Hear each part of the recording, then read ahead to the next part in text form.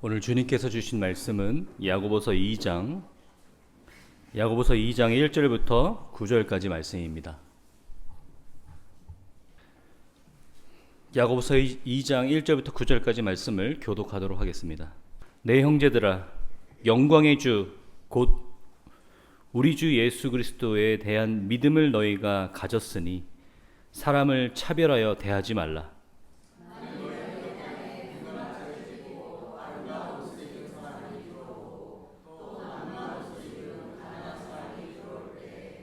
너희가 아름다운 옷을 입을 자를 눈여겨보고 말하되 여기 좋은 자리에 앉으소서 하고, 또 가난한 자에게 말하되 너는 거기서 있든지 내 발등상 아래에 앉으라 하며,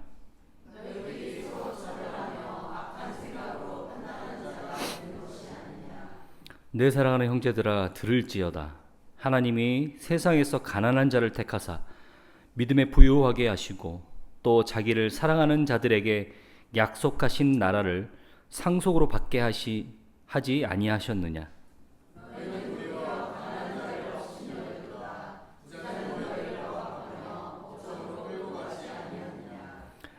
그들은 너희에게 대하여 일컫는 바 그 아름다운 이름을 비방하지 아니하느냐.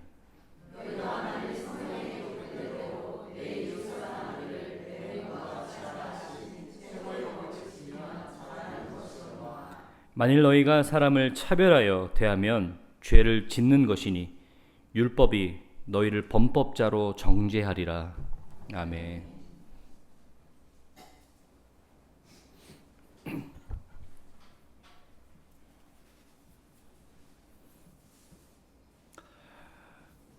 얼마 전에 수목원을 갔다 왔는데요. 저는 그렇게 화초라든지 꽃을 좋아하는 사람은 아닙니다. 그러다 보니 어떤 사람은 그 꽃나무의 형태만 보고도 그게 무슨 꽃나무인지를 맞추고, 꽃이 피지 않고 이파리만 있는데도 그 이파리를 보고 그 꽃이 무슨 꽃인 줄 아시더라고요. 그런데 저는 그 정도까지는 모르고, 이제 꽃봉오리가 피고 꽃이 활짝 피고 나면 대충 무슨 꽃인지는 유명한 꽃은 알게 됩니다. 나무도 그냥 봐서는 무슨 나무인지 모르는데 열매가 맺으면 우리 대부분 그게 무슨 나무인지는 맞히게 되더라고요. 제가 굉장히 이것은 좀 의외다라고 생각했던 게 배나무였어요. 배나무 밭을 카페로 꾸며놓은 데를 가봤어요. 그러니까 카페가 온통 배나무입니다. 마당이. 근데 제가 생각했던 것보다 배나무는 키가 작고 또 그 무겁고 큰 열매를 주렁주렁 많이 매달고 있더라고요. 저는 이 정도 열매 크기고 무게라면 좀 배나무가 크고 또는 몇 개 안 달려 있을 거라 생각했는데, 생각보다는 굉장히 주렁주렁 매달려 있는데 또 생각보다는 나무의 키가 그렇게 크지 않아요. 제가 왜 이런 얘기를 하냐면요, 우리가 신앙생활 하는 동안에 우리가 가지고 있는 믿음이 어떤 형태든지 우리 내면 안에 있는 우리의 믿음이 밖으로 보여지게 되어 있습니다.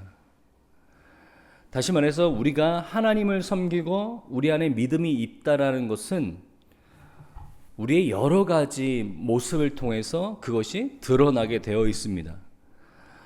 예를 들면 이런 것입니다. 한국 교회가 주로 호평받는 분야가 뭐냐면, 한국 교회는 예배와 기도는 정말로 열심인 그런 교회입니다. 다른 세계 어디를 가봐도 한국 교회만큼 예배와 기도를 열심히 하는 교회는 없습니다. 그것은 자랑스러운 일입니다. 그것은 우리 안에 있는 믿음이 중요하게 드러나는 분야이기도 합니다. 그런데 어쩌면 그것보다 더 중요한 부분이 있습니다. 어쩌면 이런 것들은 굉장히 기본적인 부분들입니다. 우리에게 있어서 우리가 가지고 있는 믿음이 드러나야 되는 더 중요하고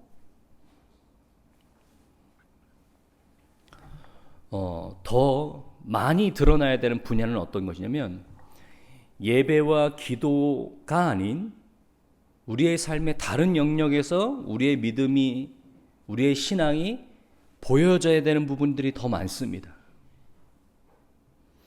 그러니까 우리가 믿음이 있다라는 것을 예배를 잘 드리고 기도를 열심히 한다라는 것으로 우리가 증명해 보이는 것이 우리는 다인 줄 알았어요.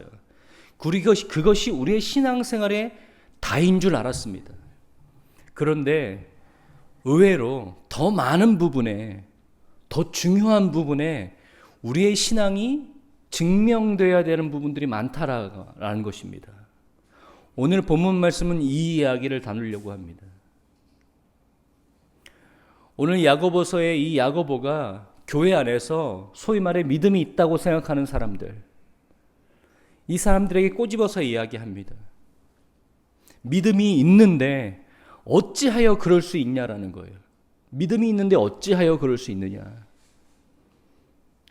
우리는 그렇게 반문할 수 있어요. 내가 믿음이 있어서 교회 열심히 다니고 예배 빠지지 않고 기도 열심히 하는데 뭐가 문제냐라는 거예요. 그거 열심히 해도 우리의 믿음에 얼마든지 문제가 있을 수 있습니다. 야고보서는요, 우리의 삶의 굉장히 실제적인 이야기를 이야기를 합니다. 실제적인 이야기를 해요. 우리를 당황스럽게 할 정도로 굉장히 실제적인 이야기를 합니다. 그것을 통해서 우리의 믿음이 진짜인지를 야고보서를 통해서 조명해 봐야 되는 부분들입니다. 교회가 야고보가 이야기하는 교회의 모습이 어땠는지 제가 말씀드릴게요. 회당에 모여서 예배를 드리고 기도하라고 모였을 때 어떤 사람들은 조금 일찍 옵니다. 그죠? 조금 일찍 와서 좋은 옷을 차려입고 손이나 이런 데 금가락지, 누가 봐도 좋은 모습을 하고 교회를 나타납니다. 회당에 나타납니다. 그러면 이제 그 회당의 관계자들이 그 사람을 좋은 자리로 안내합니다.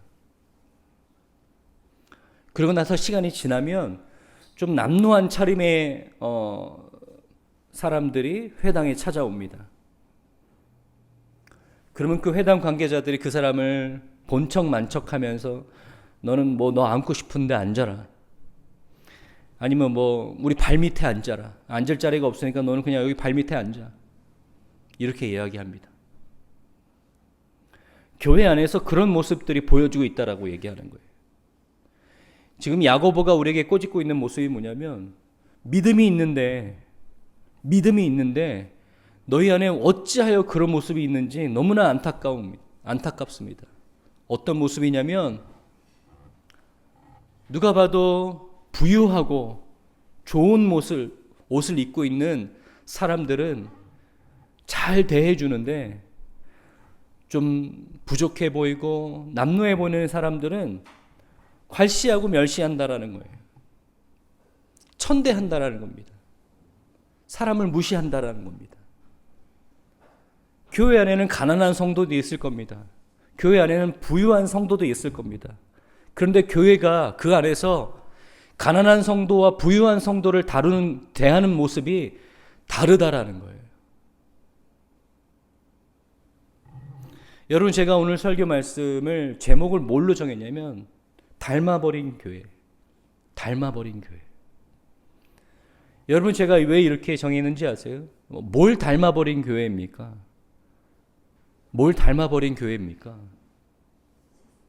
네. 교회는요, 머리이신 예수 그리스도를 닮아야 돼요. 예수 그리스도를 닮아야 되는 것이 교회입니다. 그런데 이 교회가 세상을 닮아버리는 거예요. 이 교회가 세상을 닮아버리는 거예요. 돈 많은 사람은 세상에서 우대받습니다. 돈 많은 사람은 세상에서 우대받죠. 지위가 높고 명예가 높은 사람이 세상에서 우대받습니다. 돈이 없으면, 가난하면 우대받지 못합니다. 무시받는 느낌이 들 때도 있습니다. 사람들한테 그렇게 존중받는다고 생각하지 않습니다. 그런데 그런 세상의 이치와 세상의 논리에서 지친 사람들이 교회에 왔는데 교회에서 똑같이 대하는 거예요. 교회에서 똑같이 대하는 거예요. 세상과 똑같이 대합니다. 여러분, 이 신약에 나타나 있는 교회에 보내는 편지들, 우리가 서신서라고 합니다. 교회에 보내는 편지들에 보면 그 교회가 가지고 있는 다양한 문제들을 품고 있습니다. 내용들에게. 그래서 이 내용을 보면서 이 교회는 어떤 문제가 있었구나라는 것을 우리가 유추할 수 있어요. 그 서신서들 중에 고린도 전후서는요, 고린도 교회가 가지고 있는 문제를 다룬 책입니다. 그런데 특히 이 고린도전서에 보면요, 고린도 교회가 어떤 문제를 담고 있었는지를 우리가 알 수 있어요. 고린도전서 11장입니다.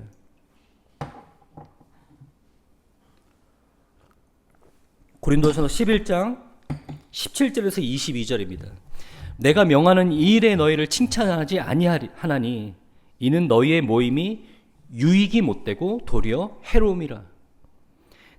먼저 너희가 교회에 모일 때 너희 중에 분쟁이 있다 함을 듣고 내가 어느 정도 믿거니와 너희 중에 파당이 있어야 너희 중에 옳다 인정함을 받은 자들이 나타나게 되리라.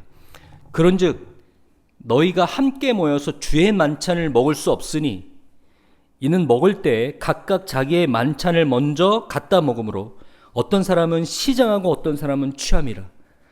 너희가 먹고 마실 집이 없느냐? 너희가 하나님의 교회를 업신여기고 빈궁한 자들을 부끄럽게 하느냐? 내가 너희에게 무슨 말을 하랴? 너희를 칭찬하랴? 이것으로 칭찬하지 않노라. 고린도 교회가 무슨 문제를 갖고 있었냐? 오늘 이 말씀을 통해 알 수 있어요. 초대교회는요, 우리가 생각하는 것보다 훨씬 더 주의 만찬이 중요했습니다. 우리는 절기 때마다 주의 만찬을 하죠. 포도주와 떡을 뗍니다. 그런데 초대교회가 가지고 있었던 주의 만찬의 풍습은 조금 다릅니다. 함께 모여서 식사하는 거예요. 함께 음식을 나누는 겁니다. 떡을 떼고 음식을 나누는 모습이었어요. 그리고 모일 때마다 이 만찬들을 함께 했습니다. 이것이 초대교회가 가지고 있는 주의 만찬의 모습이었어요. 그러니 예배가 시작하기 전이든지 예배 시작하고 아마 예배 시작하기 전이었던 것 같아요. 모임을 시작하면 주의 만찬으로 그 모임을 시작했던 것 같습니다. 아름다운 풍습이었어요. 함께 모여서 식사를 한다는 것은 우리가 한 가족 됐다는 것을 의미하는 것입니다. 유대 풍습에서는. 그런데 이상한 모습이 벌어지기 시작합니다. 이상한 풍경이 벌어지기 시작하는 거예요. 어떤 풍경이 벌어지느냐? 주로 모임에 일찍 오는 사람들은요, 부유한 사람들이었습니다. 시간의 여유가 있는 사람들이었어요. 주로 모임에 늦는 사람들은 어떤 사람들이었냐면 생업에 빠듯한 생업에 종사를 하다가 주로 노동자들, 노예 출신들, 이런 사람들이 생업에 종사하다가 모임에 늦게 되는 경우들이 종종 있었습니다.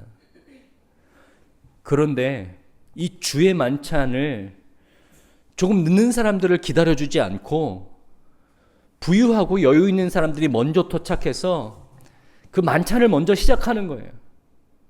그러다 보니까 어때요? 누구는 시장하고 누구는 취했다라는 건 뭡니까? 먼저 주의 만찬을 시작한 사람들이 이미 좋은 음식과 포도주로 취해 있는 거예요. 주로 하층 계급이고 노동자 출신의 성도들이 교회에 도착했을 때는 이미 좋은 음식들은 동나고 없고 많은 사람들이 이미 주의 만찬이 끝나 있을 때였습니다. 바울이 그 모습을 봤어요. 바울이 고린도 교회의 그 모습을 보고 지금 오늘 이 이야기를 하는 것입니다.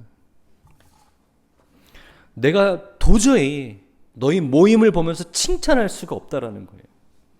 그러면서 뭐라고 하면 너희 모임이 유익이 되지 못하고 오히려 해롭다라는 겁니다. 그러면서 바울은 다소 극단적인 표현을 합니다. 너희가 하나님의 교회를 업신여긴다라는 거예요. 하나님의 교회를 업신여긴다. 우리는 이것을 좀 사소한 문제라고 생각할 수 있습니다. 좀 사소한 문제라고 생각할 수 있어요. 그런데 바울은 이 부분에 대해서 격분합니다. 이런 거예요. 주의 만찬이라고 하는 것은 무엇을 의미하는지 아시죠? 초대교회가 왜 주의 만찬을 중요하게 여겼는지 아세요? 초대교회가 주의 만찬을 중요하게 여겼다는 것은 우리의 모임이 어디서 시작됐는지, 우리의 모임의 머리 되신 분이 예수 그리스도라는 것, 그것을 우리가 항상 기념하고 항상 우리 몸에 새기자라는 거예요. 우리를 위해서 하늘 영광 버리고 이 땅에 오셔 가난한 자와 과부와 고아와 함께 하시며 그가 항상 남루한 행색으로 많은 사람들의 손가락질을 받고 이 땅에서 사시다가 가장 미천한 자리에서 피 흘려 돌아가셔 부활하신 예수 그리스도, 그 부활하신 예수 그리스도, 그 예수님의 죽으심과 다시 살아나심 위에 교회가 세워졌어요. 그 부활신앙을 믿는 우리가 한 가족이 됐다라는 것을 기념하고 우리가 되새기는 것이 교회의 모임의 시작이고 중요한 모티브가 된다라는 거예요. 그런 것을 기념하고 되새기는 자리가 주의 만찬입니다. 근데 그 주의 만찬을 부유한 자와 가난한 자가 차별을 겪고 있는 거예요. 이건 결코 사소한 문제가 아닙니다. 회당에 들어왔는데 좋은 옷을 입고 부유한 사람은 상석으로 인도합니다. 남노하고 가난한 사람들은 아무데나 앉아라, 발밑에 앉아라 얘기합니다. 이것은 그냥 인권 문제를 얘기하는 사소한 이야기가 아니에요. 교회가 교회답지 못하고 교회가 지켜야 될 예수 그리스도의 부활신앙의 정신을 잃어버린 채 세상을 닮아가고 있다는 것을 이야기하는 거예요. 여러분, 언젠가부터 교회가 교회의 모습을 잃어버리고 세상을 닮아버리는 모습들을 볼 때마다 안타깝습니다. 선배 목사님의 권유로 오무교회가 온다라는 책을 잠깐 봤어요.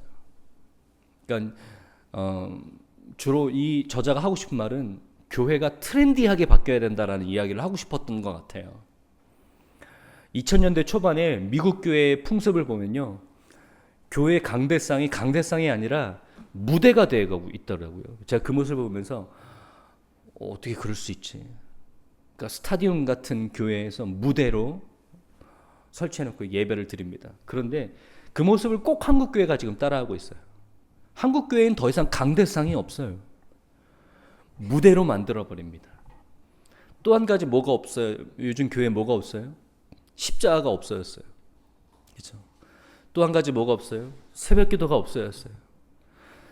이 교회가 여러 가지로 바뀌어가기 시작했습니다. 주로 이제 뭐가 없어지는 거죠. 그리고 이제 이 사역자들의 모습이라든지 예배 풍습이라든지 이런 것들을 보면서 이런 교회가 트렌디해져야 된다는 것을 이야기하고 있었습니다. 저는 그 모습을 보면서 좀 안타깝더라고요. 교회가 트렌디해지는 거 뭐 때문에 그렇게 이야기하는지 알겠는데 세상을 너무 닮아버리려고 하는 그런 시도들, 교회가 세상과 구분선이 희미해지는 것 같은 그런 느낌을 받을 때 안타깝습니다. 세상은 트렌디로 흘러갈 수 있습니다. 세상은 더욱더 트렌디하려고 합니다. 그런데 교회가 왜 트렌디해야 되죠? 교회가 왜 그렇게 세상의 문화에 예민해야 되죠? 교회는 어떤 취지로 이야기하는지는 알겠지만 세상의 문화에 예민해지면 예민해질수록 분별력을 잃어버립니다. 교회다운 모습을 잃어버릴 때가 많습니다.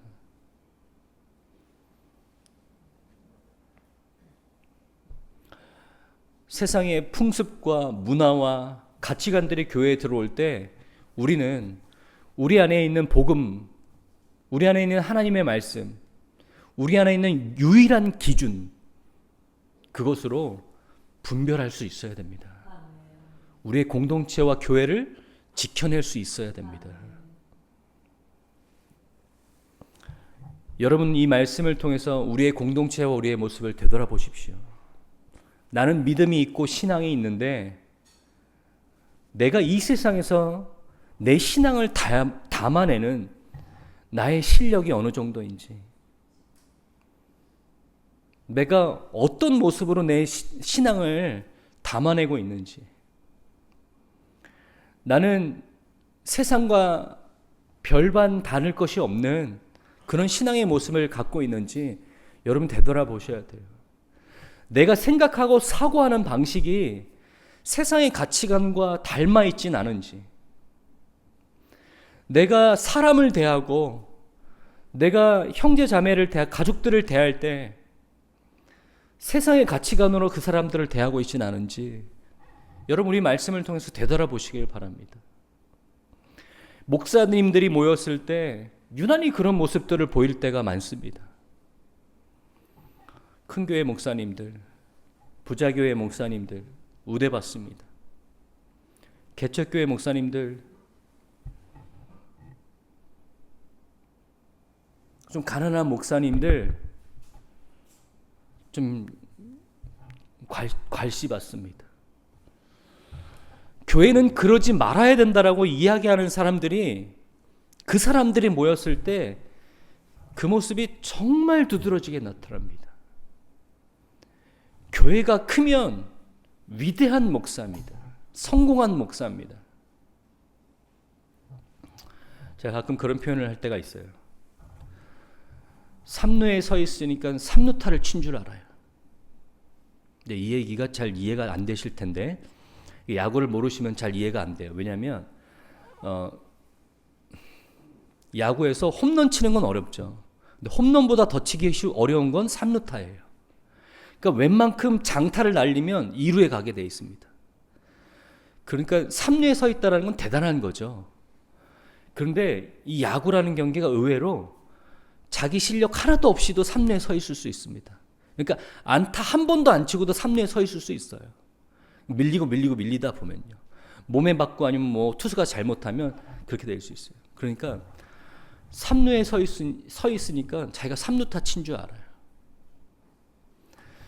여러분, 예수 그리스도의 복음으로 말미암아 하나님의 자녀가 되고, 이 하나님의 자녀가 된 사람들의 모임이 우리의 신앙의 고백이 교회가 되었습니다.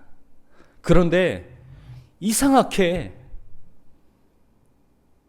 우리의 모임 속에, 목사들의 모임 속에 여전히 세상의 문화를, 가치관을 담아낸 모습들이 있어요. 여전히 세상이 가지고 있는 기준과 가치관을 그대로 교회 안에 가지고 오는 모습들이 있어요. 세상을 닮아버린 교회죠. 여러분, 그 모습을 보면서 정말로 안타깝게 생각하셔야 됩니다. 정말로 경각심을 가지셔야 됩니다. 오늘 본문 말씀은 이렇게 얘기합니다. 하나님의 그 아름다운 이름이 비방받고 있다라는 거예요. 여러분, 교회는 머리 대신 예수 그리스도, 몸 대신 우리가 형성하고 있는 믿음의 공동체입니다. 교회가 욕먹는 거, 예수 그리스도의 이름이 비방받는 거예요. 우리가 교회다운 모습으로 우리의 교회를 형성할 때, 교회다운 모습으로 우리의 공동체를 이뤄나갈 때 하나님의 이름이 영광받는 것입니다. 하나님의 나라와 통치가 먼저 교회 안에서 온전하게 이루어져야 됩니다. 그러니 여러분, 하나님의 교회를 절대로 세상의 이치와 관념과 가치관으로 더럽히지 마십시오. 복음만이 유일한 하나님의 기준이라는 것을 꼭 기억하십시오.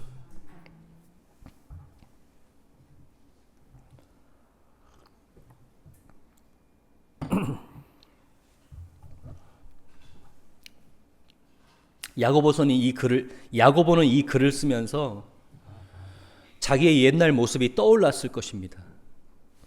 야고보서가 특이한 표현을 하나 가지고 있는데요. 2장 1절입니다. 내 형제들아, 영광의 주 우리 주 예수 그리스도의 믿음을 너희가 가졌다. 예수 그리스도에 대한 믿음을 너희가 가졌다라고 얘기하는데 거기에 수식어를 하나 붙입니다. 영광의 주 이렇게 얘기를 해요.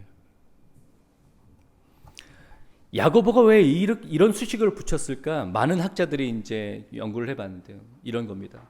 야고보는요, 예수님께서 부활하시고 난 다음 진짜 믿음을 가졌을 거라고 예상합니다. 그전에는 예수님을 믿지 못했어요. 왜 믿지 못했느냐? 예수님을 외모로 판단했기 때문이에요. 왜냐하면 예수님은 내 형제거든요. 내 혈육이거든요. 아니, 저 사람이 하나님의 아들이라고? 저 사람이 하나님의 아들이라고?